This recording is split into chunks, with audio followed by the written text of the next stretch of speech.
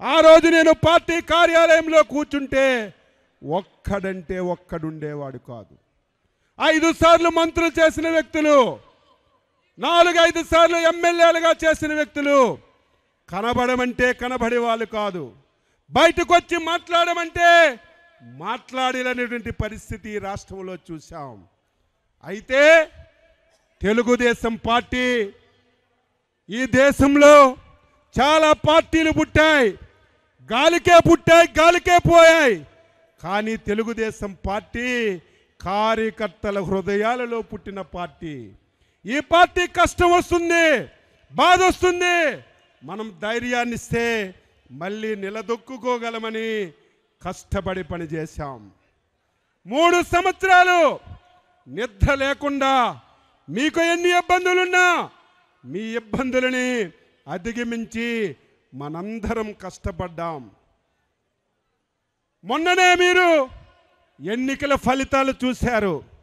స్వతంత్ర భారతదేశంలో ఎన్నో ఎన్నికలు జరిగాయి, ఎన్నో పార్టీలు కలిశాయి. ఆంధ్రప్రదేశ్ చరిత్రలో మొట్టమొదటిసారి 95% సీట్లతో కూటమి గెలిచి చరిత్ర సృష్టించిందని చెప్పి మీ అందరికీ తెలియజేస్తున్నాను. 57% ఓట్లు పడి కూటమి చరిత్ర సృష్టించింది. సంబరపడిపోతున్నాం అధికారం వచ్చిందని. 4 రోజులు నేను చూశాను, ఎక్కడ పెట్టిలో ఒక్క పైసా కూడా లేదు, మొత్తం ఖాళీ చేసేసాడు.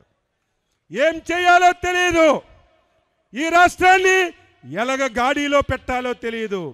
వ్యవస్థలన్నీ సర్వనాశనమయ్యాయి, అధికారులకు అవగాహన పోయింది. ఈరోజు ప్రజలు అచంచలమైన విశ్వాసంతో అధికారాన్ని ఇచ్చారు, భారీ మెజార్టీతో ఇచ్చారు. ఏ విధంగా పరిపాలన చేయాలో ఆలోచన చేస్తున్నాం. నేను శ్రీకాకుళం సభ ద్వారా రాష్ట్ర ప్రజానీకానికి స్పష్టంగా మాటిస్తున్నాను, ఎవరు ఆందోళన చెందవలసిన అవసరం లేదు. సమర్థుడైనటువంటి నారా చంద్రబాబు నాయుడు గారి చేతిలో ఈ రాష్ట్రాన్ని మనం పెట్టాం. ఈ రాష్ట్రాన్ని 5-6 మాసాల్లోనే గాడిలో పెట్టి మళ్ళీ దేశంలో అగ్రగామిగా తయారు చేయడానికి మనం అన్ని విధాలు కూడా ప్రయత్నం చేస్తున్నాం. దీనికి తోడు మొన్నటి వరకు ఒకే ఒక ఇంజిన్ బండితో మనం నడిపించాం. ఈరోజు 2 ఇంజిన్ల బండి వచ్చింది. ఒక ఇంజిన్ బండి ఉంటే ఏ విధంగా వెళ్తాదో మీకు తెలుసు, అదే 2 ఇంజిన్లు ఉంటే ఎంత వేరం పరిగెడతాదో మీ అందరికీ తెలుసు. కేంద్ర ప్రభుత్వం సహకారం, మోడీ గారి సహకారం తీసుకొని ఈ రాష్ట్రాన్ని అన్ని విధాల గాడిలో పెడతాం. శ్రీకాకుళం జిల్లా చాలా పేదరికం జిల్లా, వలసలు వెళ్ళిన జిల్లా. ఈ జిల్లాని ఎన్ని విధాలుగా అభివృద్ధి చేసినా ఈ జిల్లా ప్రజలు రుణం తీర్చుకోలేం. ఇచ్చాపురం నుంచి ఎచ్చర్ల వరకు 8 స్థానాలు ఈ జిల్లాలో ఉన్నాయి. 8 స్థానాలు కూడా 60-70% ఓట్లతో ప్రజలు మమ్మల్ని గెలిపించారంటే శ్రీకాకుళం జిల్లా ప్రజలకి జీవితాంతం సేవ చేసిన ఈ జిల్లా ప్రజల రుణం తీర్చుకోలేమని ఈ సందర్భంగా తెలియజేస్తున్నాను. ఈరోజు కేంద్ర మంత్రిగా రామ్మోహన్ నాయుడు ఉన్నాడు, రాష్ట్రంలో నేను కేబినెట్ మంత్రిగా ఉన్నాను. నా శాఖ నేను 3 రోజుల నుంచి రివ్యూ చేస్తుంటే శ్రీకాకుళం జిల్లాకి 90% మంది ప్రజలకు ఉపయోగపడినటువంటి శాఖ వ్యవసాయ ఆధారిత జిల్లా. మత్స్యకారులు 194 కిలోమీటర్లు సుదీర్ఘమైనటువంటి తీర ప్రాంతం ఉన్నటువంటి జిల్లా.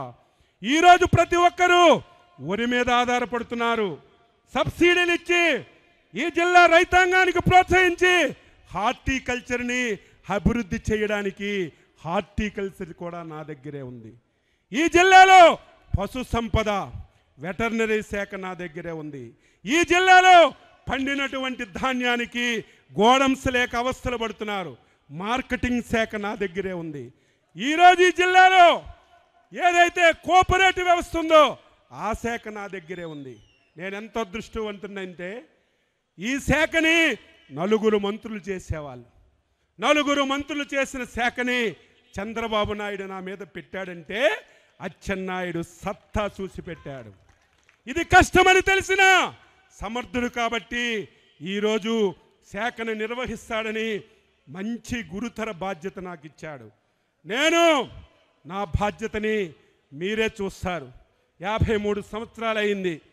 25 సంవత్సరాలకు ఎమ్మెల్యే అయ్యాను, 6 సార్లు ఎమ్మెల్యే అయ్యాను, 2 సార్లు మంత్రి అయ్యాను, రాష్ట్ర పార్టీకి అధ్యక్షుడయ్యాను. నా జీవితం శ్రీకాకుళం జిల్లా ప్రజలకి, నా జీవితం నా తెలుగుదేశం పార్టీ కుటుంబ సభ్యులకి, నా జీవితం తెలుగుదేశం పార్టీకి, నా జీవితం చంద్రబాబు నాయుడు కుటుంబానికి నేను అంకితం చేస్తున్నానని చెప్పి మీకు తెలియజేస్తున్నాను. ఈరోజు ప్రతి ఒక్కరికి నేను మాటిస్తున్నాను. ఎంతోమంది ఉద్దండులు శ్రీకాకుళం జిల్లాలో రాజకీయాలు చేశారు, ఎంతోమంది మంత్రులు చేశారు. ఈరోజు ప్రతి కార్యకర్తకి మాటిస్తున్నాను. రాజకీయ నాయకుడు అంటే, ఎమ్మెల్యే అంటే, మంత్రి అంటే అచ్చెన్నాయుడిలాగా ఉండాలని ప్రతి ఒక్కరూ చెప్పుకునే విధంగా, ప్రతి ఒక్కరూ చర్చించుకునే విధంగా నా శక్తిని యుక్తిని ఉపయోగించి నేను సేవ చేస్తానని చెప్పి మీ అందరికీ తెలియజేస్తున్నాను.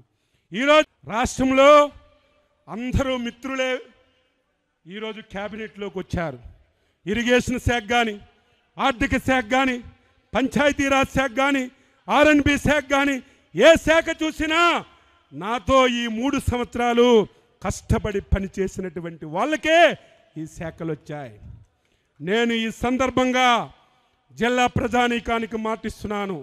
ఈ జిల్లాలో 5 సంవత్సరాలు నిర్లక్ష్యానికి గురైనటువంటి నీటిపారుదల రంగం పైన ప్రత్యేకమైనటువంటి దృష్టి పెట్టి ఈ జిల్లాలో 2-3 సంవత్సరాల్లోనే ప్రాజెక్టులన్నీ కూడా పూర్తి చేసి ప్రతి ఎకరాకి నీరివ్వడానికి ప్రయత్నం చేస్తాను. ఒకవేళ ప్రాజెక్టులతో నీరు వెళ్ళకపోతే లిఫ్ట్ ఇరిగేషన్స్ పెట్టి నీరిచ్చే కార్యక్రమం చేస్తాను. నేను జిల్లా ప్రజానీకానికి ఈ కోడి రామ్మూర్తి మున్సిపల్ స్టేడియం నుంచి మాటిస్తున్నాను. ఈరోజు 10 మంది టీం, అచ్చెన్నాయుడే మంత్రి కాదు, రామ్మోహన్ నాయుడే మంత్రి కాదు. ఈ జిల్లాలో 7 ఎమ్మెల్యేలు, 2 మంత్రులు, 1 జిల్లా పార్టీ అధ్యక్షుడు, ఈ 10 మంది ఒక టీంగా పనిచేస్తాం. ఈ జిల్లాలో ఉన్నటువంటి సీనియర్ కార్యకర్తల నాయకులు సలహాలు తీసుకుంటాం. కార్యకర్తలు అభిప్రాయాలు తీసుకొని శబాస్ మంచి టీం వచ్చిందని ప్రతి ఒక్కరూ చెప్పుకునే విధంగా అందరం కలిసికట్టుగా పనిచేస్తాం.